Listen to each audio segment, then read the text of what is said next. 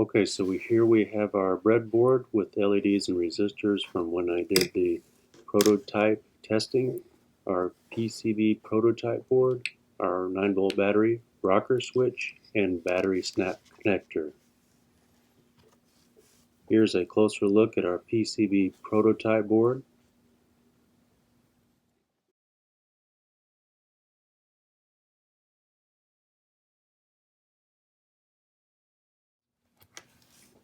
Okay, here I'm starting out with the red LED I've taken out of the breadboard. This is a red LED, a 5mm diffused red LED.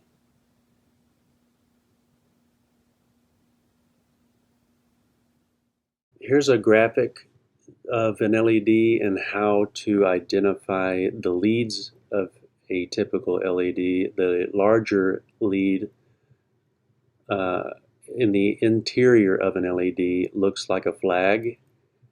At least it looks like a flag to me, and that's the way that I identify the negative lead of an LED.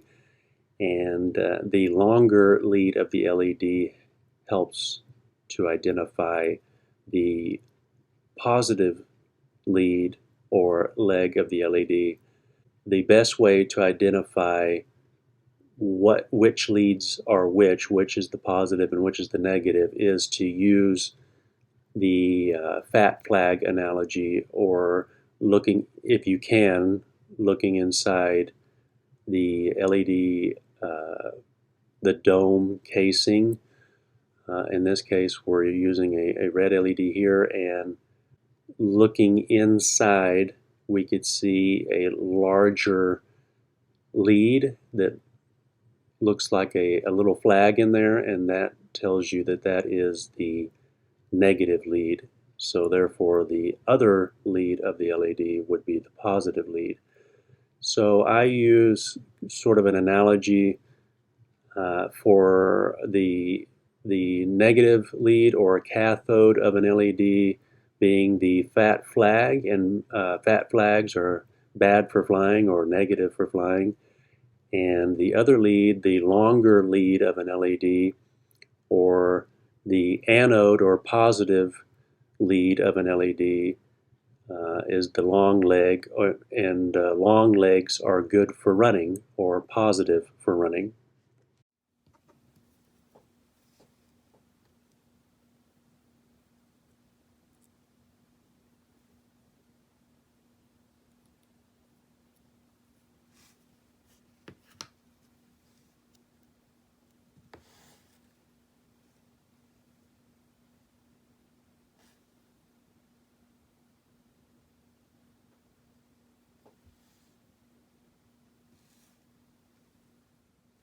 So here I'm placing the LED in random holes. You can place your LED anywhere you'd like to on your PCB prototype board.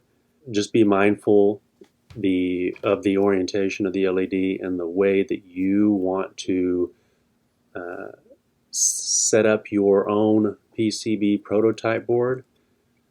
All you have to do is follow along with the schematic that's provided in the description below and on the website.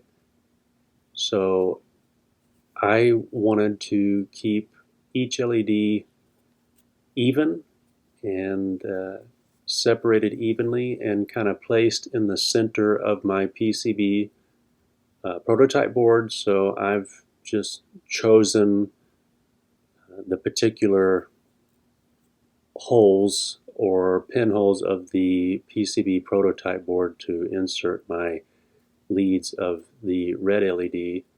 And I know by counting the holes kind of where the center would be, and then I go from there on the spacing to make the LEDs spaced evenly. Here I've marked with a permanent marker just a negative and a positive on these end terminals or pads on the PCB board. This just kind of helps me keep things in order. So here's the white LED. This is another 5mm diffused LED. In this case, it's the white light LED. Again, we can see the fat flag or cathode of the LED inside the dome of the LED.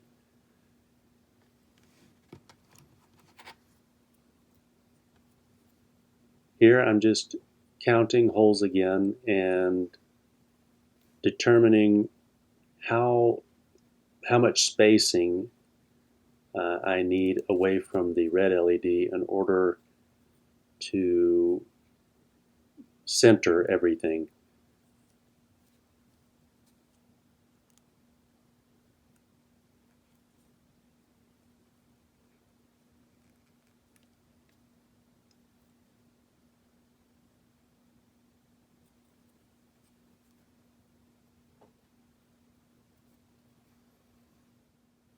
Here is the blue LED.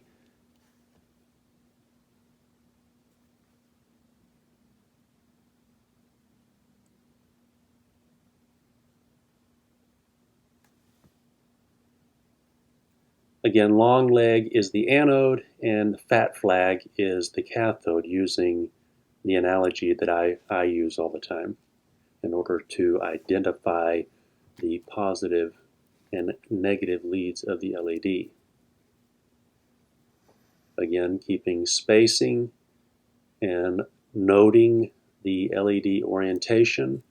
We want to keep all of the anodes of each LED facing one direction towards the labeled plus sign I made on my board in this case, and all of the cathodes facing the other direction or towards the labeled negative sign I placed on my PCB board, again to keep everything organized and giving me reference to where I need the positive and negative leads to be pointing to. Now I'm going to take the resistors out of the breadboard and get them prepared to insert into the PCB board. I mentioned on the blog article of this project that I chose the 1.2 k ohm or 1200 ohm resistors as my current limiting resistors to the LEDs. In order to identify the size of a resistor, we refer to the color code chart for resistors.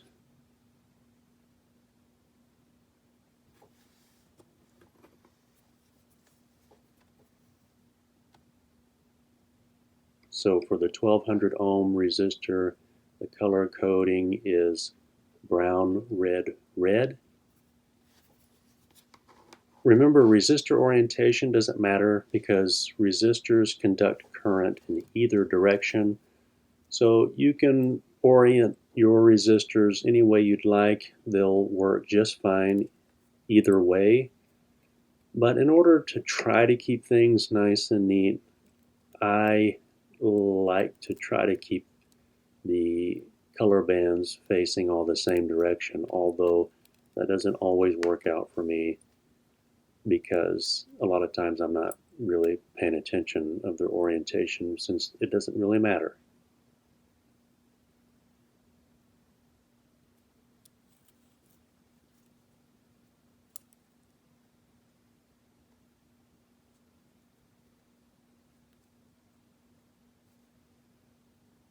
Here I have one of the leads of the resistor lined up with the cathode of the blue LED, just as the schematic had shown for this project.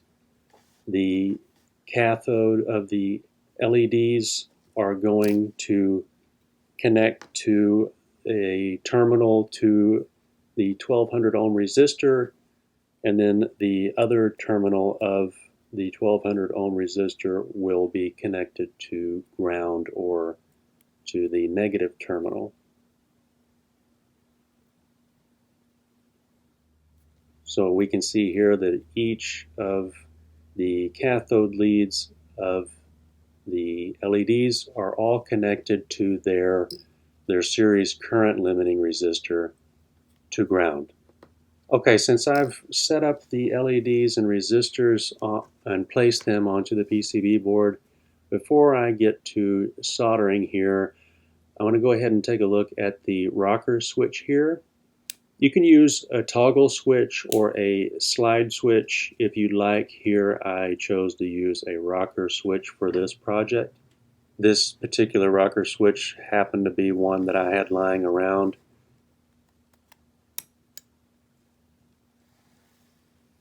Here's a closer look at the rocker switch I'm using. Again, you can use any type of single pole, single throw switch you'd like to.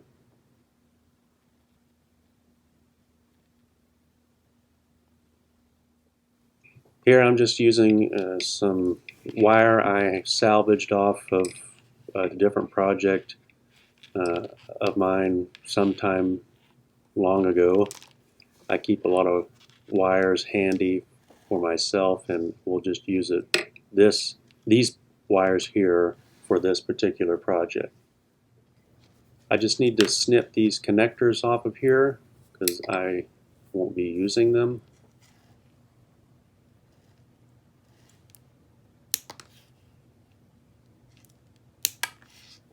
And now I'm just going to kind of do a rough measurement of how long I think I might need these wires to be in order to be able to connect them to the switch and to the PCB prototype board and have plenty of room to fit inside the project box that we'll be using later and extend to where I'm placing the rocker switch to the outside of the box in order to turn it on and off.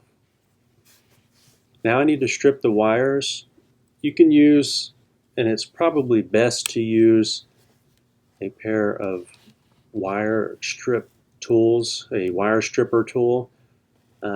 When I first started off having to strip wires for projects of mine long ago, I didn't have a wire stripping tool, but I did have a pocket knife, so I spent many years stripping wire just with a pocket knife.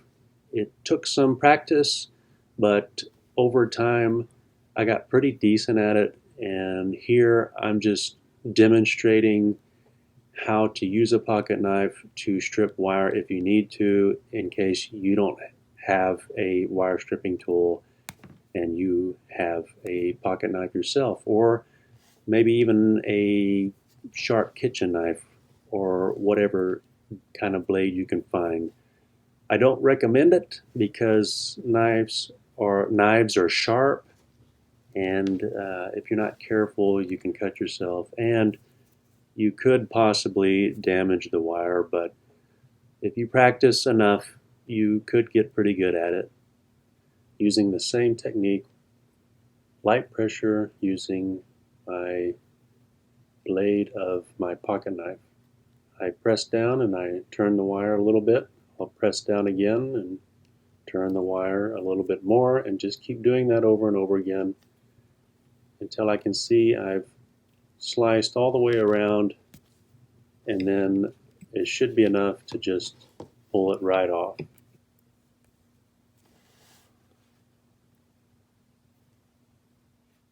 Now I'll use a wire stripper tool to show you how to use this method instead of using a pocket knife. This method is much easier, much faster. It's really a convenient tool to have. With a wire stripper tool, you just choose the size of hole that for the size of wire you're trying to strip, and bite down on it with the teeth of the wire stripper and just strip the wire off. It's quick and easy. For this particular wire, I was unsure of which hole to use. I just kind of guess, and you can hear a crunching sound, which means that I've started cutting into the wiring beneath the sheathing.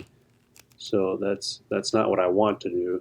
I don't want to damage the wire underneath, so I'll have to readjust and use a slightly larger hole in order to strip the wire. Okay, now we're looking at our board again. Now I want to prep the leads in the back of the PCB for soldering.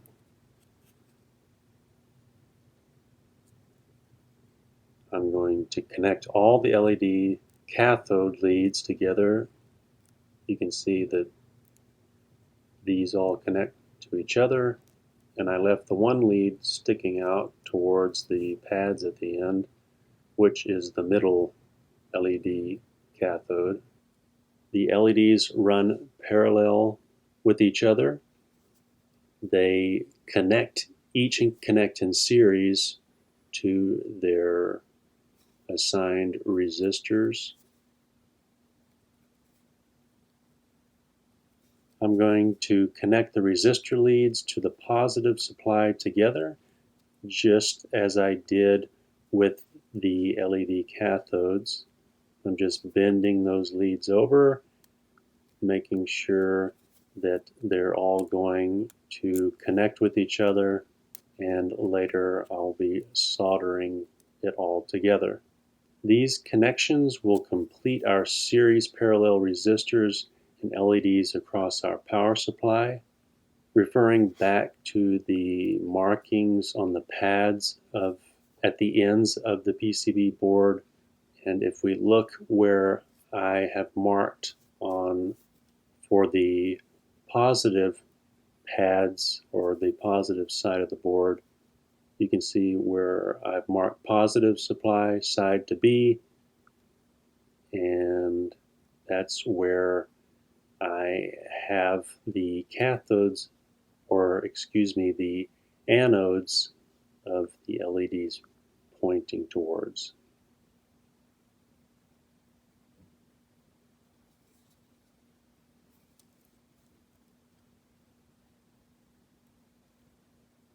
We can see where I marked for negative that all the resistor leads connect and go toward where I've considered the negative side of the board.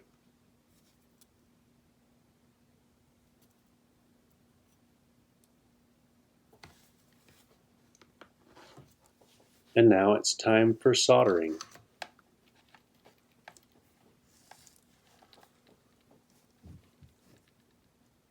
I'm starting out soldering the leads to the LEDs together that go to ground. I just chose to do this side first. It doesn't really matter where you begin on your PCB board.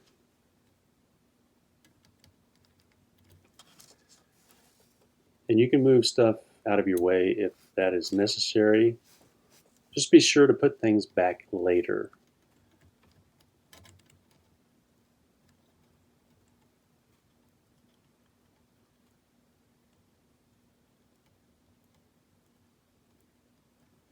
Again, taking your time, try to do as good a job as you can. This is just a simple project. There's no need to rush with it. Just have fun, and again, refer to the schematic if you need to, and just keep looking over things as you're going along. I want to put the lead back because I moved it out of the way earlier.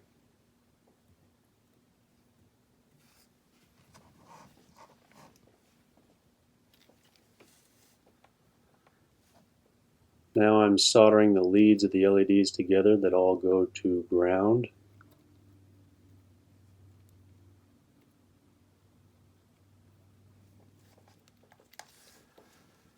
Now it's time to solder the series terminals of the LEDs and resistors together.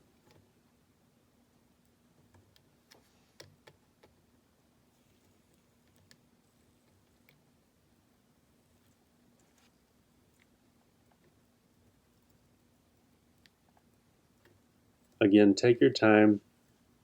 There's no rush.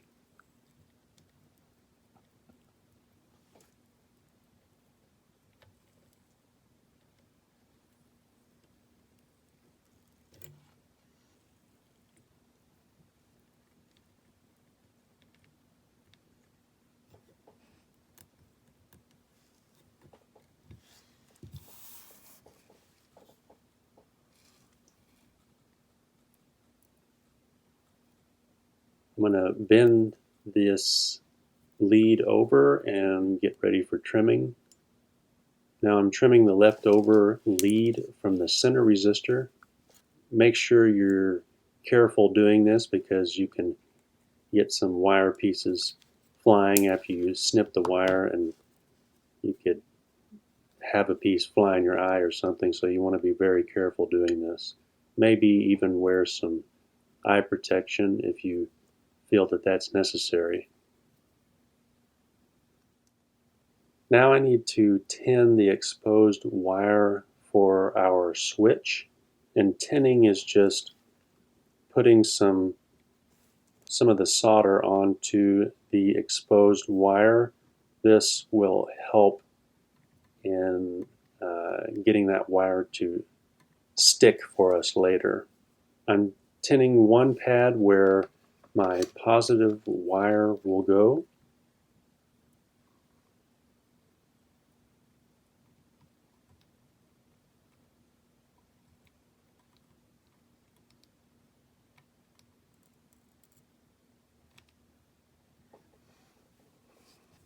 Now I'll tin the negative wire for the switch.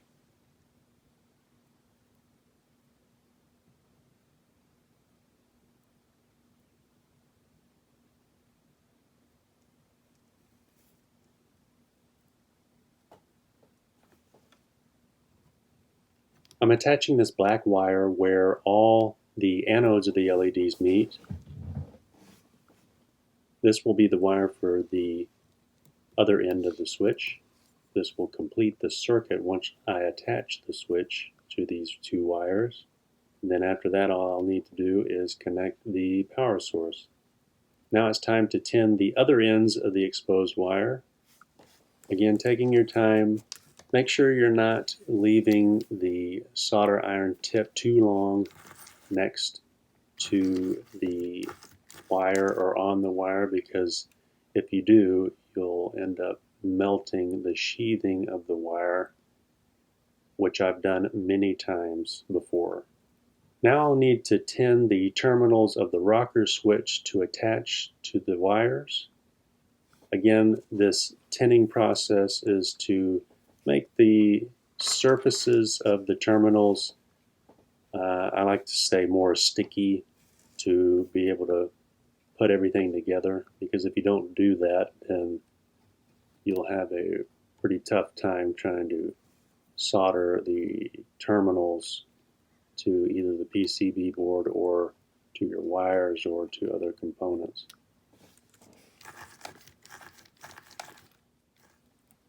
Now it's time to solder the wires to the switch,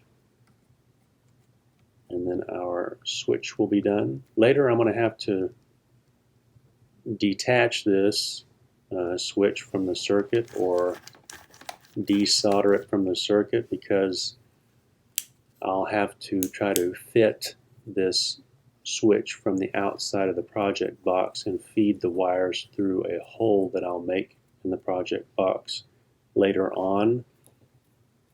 And right now I'm just soldering the switch to the wires in order to be able to test the circuit later once the circuit is complete. Next, I'll need to tin the terminals of the battery snap connector. That way we can attach the battery to our circuit and turn our circuit on.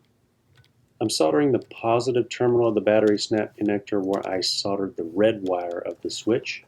I'm soldering the negative terminal of the battery snap connector where the resistor leads meet. I'm almost done with the circuit here, so just a little bit longer, and before you know it, we'll be finished, and then I can test the circuit to see if it actually works.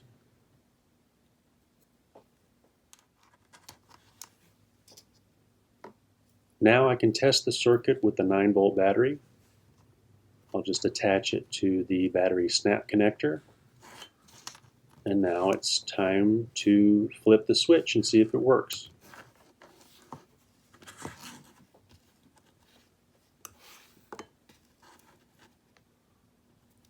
It works.